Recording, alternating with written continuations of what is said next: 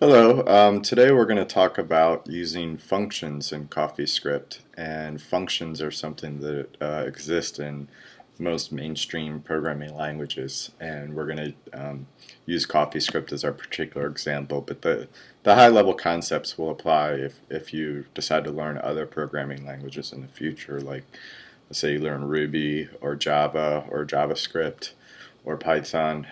They're going to have the same basic concepts, although the syntax and the notation might be slightly different. And up until now, we really haven't talked about how computer programming languages have a syntax, but I've shown you some syntax things. Like I've told you that when you use this character here called the pound key, that introduces a comment. So that's basically telling the computer that you can ignore this. And I've implicitly there's a syntax for asking a computer to do a particular verb. So I'm saying, hey, computer, I want you to log this value. And then we've seen that the computer pretty much natively understands the syntax that we associate with arithmetic in math. So if I say 2 plus 3 times 5, this looks a lot like what we would type in arithmetic, with the only difference being maybe this special asterisk key is probably maybe not familiar to you from high school, but it's pretty close. So when I ran the program, there are all these elements of syntax, or you can think of it as notation. And so today we're going to talk about functions, and I just want to once again just encourage you, don't get too hung up on the syntax and the notation during this video. We'll go over that in future videos. Right now I just want you to think about it on a conceptual level. So let's go over into the console, and I'm going to define a function that takes the value x and then it doubles it and adds 1. Okay, and now this notation probably looks kind of exotic to you, but I've essentially created a function that's named f. And if I just type f again, because I assigned that function to f using this equals syntax, CoffeeScript is going to remember that f is a function. And now let's just try out some values. F of 1 gives me 3, f of 2 gives me 5, f of 3 gives me 7, f of 4 gives me 9. You can probably see the pattern here. What would you think f of 5 would give you? Well, let's think about it. When it computes f of 5, really what it's going to do is it's going to use this function almost like a formula. So you see here that the function says given a value x, you want to double it and add 1. So under the covers, CoffeeScript is going to take 2 times 5 and add 1, and we would expect that to be 11.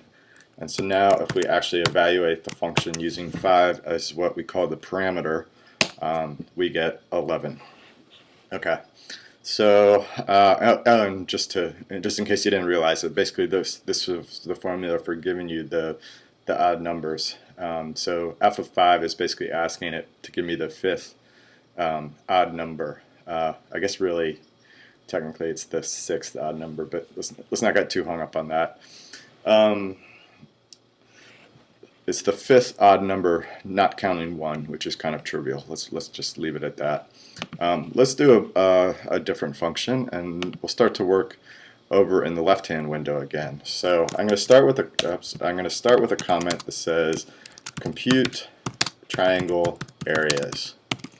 Okay, and then I'm going to define my function. I'm going to call it the area function. It's going to take a base and a height, and then it's going to take half times base times height. And I'm going to try it with a really simple values, because this will be easy to verify. I'm going to say that the base of the triangle is going to be 2, and I'm going to say that the height of the triangle is going to be 1, and I would expect this to give me the value 1, but it gave me the value 2, so let me see if I can debug that.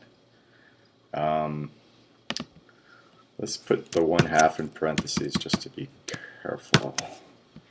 Let's make sure it's evaluating it the right way. Oh, I see what I did. This is what I meant to say. Area of given. I'm going to use this function with the values 2 and 1, and now when I run it, okay, I get the correct value. Okay, and we can try it out with some other values too. Area, let's say that this time the base is still 2, but the height's 5. Half times base times height should be 5, and indeed it is. Okay, so let's dissect the syntax a little bit now. So there's a couple major a couple things that are happening here. I'm going to kind of write it from the inside out. So I'm saying that I have a function that takes two different variables, base and height. Okay, and then I have an expression that's based on those variables, and I can write it a little more tersely. And then what I'm saying is that this here really is a function. And in fact, if I go over here in this window and I just say b of h, the mapping of b of h to the expression 1/2 times base times height, that is a function. It's just not a very useful function because we have no way of reusing it. So that's why I actually, in the left-hand side, assign it to a variable called area. And so I slightly modified it. Let's see if it still works. Okay, it does. Good. And so we can reuse this function over and over again. And so the important thing to understand is what functions buy you. Let's just do one more thing. They basically allow you to essentially save off a piece of code and use it over and over again. If we didn't have functions and we wanted to compute these things, then we would be doing something a little more tedious. Like we would be saying, okay, base equals 2, and then height equals 1, and then I have to get the area is going to be 1/2 times base times height, and then I'll console log that, and then down here I'm going to say base equals 2 and height equals 5, and then I have to repeat basically this exact same kind of expression that I did before, and then so on and so forth. And I'm already a little exhausted, so I'm only going to keep those first two computations. And this does work, but you can see here that I'm having to repeat myself, and that's the reason why we decide. That's the reason why functions are powerful. So I'm going to just repeat it one more time. Given a base and a height, and given a base and a height, I want to have 1/2 times base times height, and then I can just say console.log area of 1, 2, and then console.log of area. Forget what I used before. It doesn't really matter. 2 times 7, and when I run it, it works. So high-level concept is that we've defined a function. We're going to talk a lot more about this. I just want to give you a high-level overview of this feature, and we'll explore it in more detail as we go along. That's it for now. Thanks.